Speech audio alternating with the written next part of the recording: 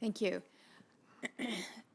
I'd like to get back to some more specific examples because I think that it probably helps to give some clarity here. And you mentioned, Mr. Bean, the example of a transmission line when you were speaking to my colleagues over here.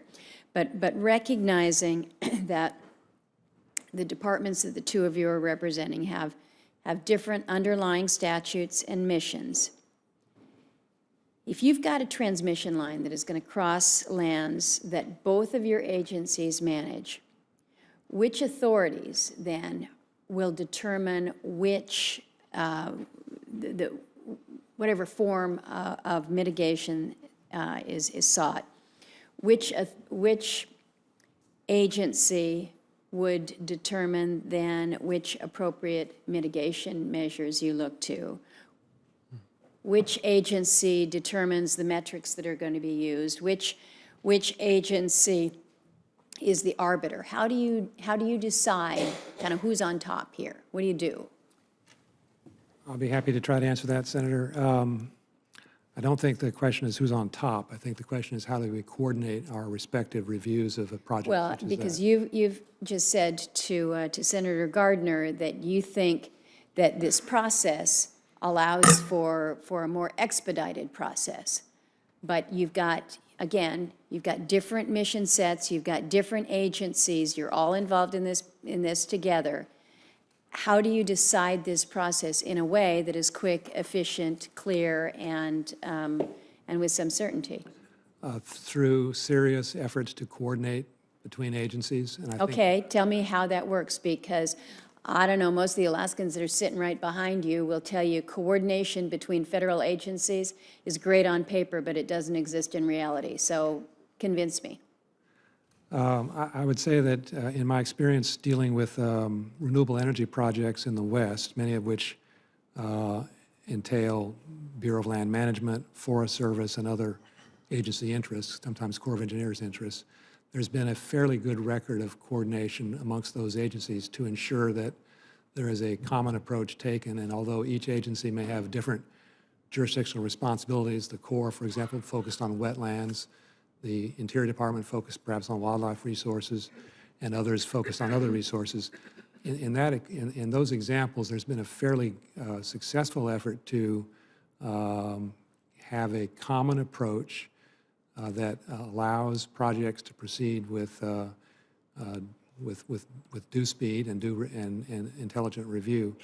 I don't doubt that there are examples where it has failed or is not performed as well as. Well, I guess I'm trying to think of one where it has worked in Alaska, because in my head, I'm going to GMT1, I'm going to CD5, I'm going to Shell, I'm going to our miners in the 40 Mile. I'm trying to find one example where we can actually look to and say that there was a coordinated effort within the agencies where, despite differing interpretations, there has been a better process. So I'm looking for one example, because in Alaska, we haven't seen where it has worked yet. Let me ask another, and I'll include you in this, Mr. Farabee. When we had the briefings by your respective agencies on this memorandum, staff indicated that best available science would be used to determine what mitigation measures landowners would use. Do your agencies use the same definition for what qualifies as best available science? I don't know that we have definitions per se. Well, if you don't have a definition, how, and you say that best available science is going to be used to determine what mitigation measures apply, how does this work? I would say, first of all, that the best available science requirement is inherent in our responsibilities under the Administrative Procedure Act to act. Okay, if it's inherent in yours, and Mr. Farabee, is it inherent in the Department of Ag to look to best available science? Yes, and the Forest Service has it described, and how we describe Okay, so it you've is. got a definition. Yes, we have it Okay. described. Do you know if it's the same as within Interior?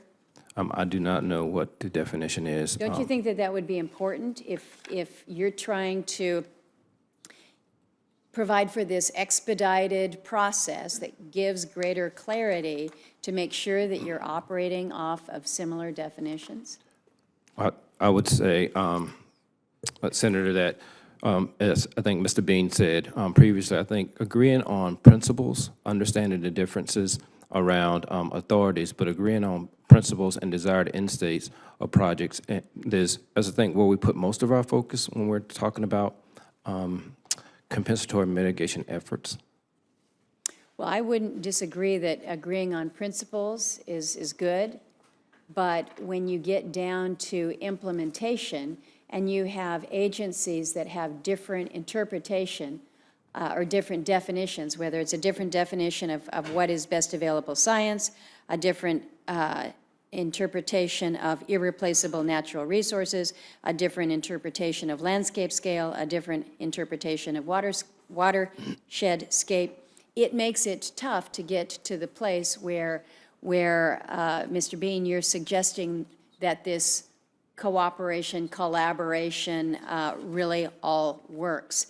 So my time has expired again, but I'll turn to my colleagues here because we've got Senator Barrasso and then Senator Heinrich, and I'm assuming, Senator King, you also want to ask second round?